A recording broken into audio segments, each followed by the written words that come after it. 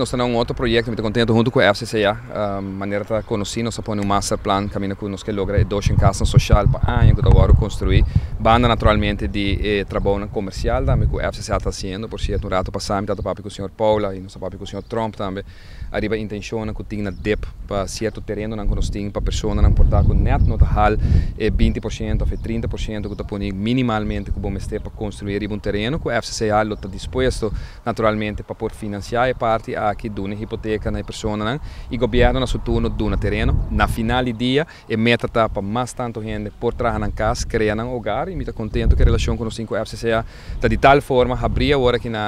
e um sumamente profissional para logra o tipo de meta aqui que nós está pondo adiante. Em verdade nós está parando outro projeto de bastante diferente que está tomando lugar no momento aqui e é diferente também para sobre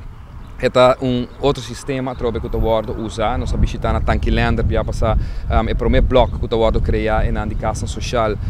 caminha que usa sistema moderno, sistema naturalmente que nós chamamos prefab,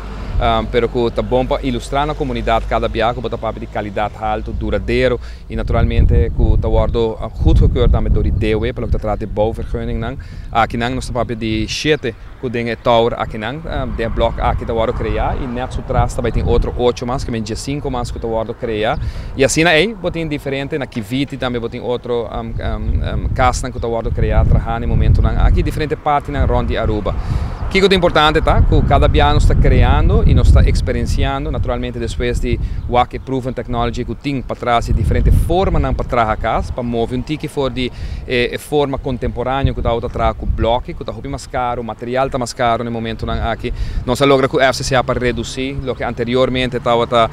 rondi mais ou menos 2.100 florin para metro quadrado de construção agora aqui nós está rondi 1.600 aqui aí nós está reduzir por barrer bau de 1.600 florin que logra várias coisas, logra que a FCCA para trazer mais casas, logra que o governo para subsidiar mais casas social, põe que tem mais fundos disponíveis para trazer mais diferentes tipos de casas e algo peculiar também importante do manejo que tem junto com a FCCA, que nós não criar cluster grande maneira de tomar lugar antes de casa social, que pode criar problema na social. Aqui de Busquina, maneira de bisa, hobby traficar,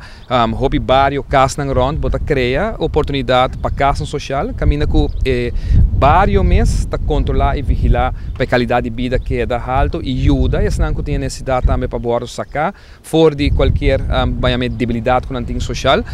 dor de tinang de forma aqui. Essa aqui tá é Arubiano, o website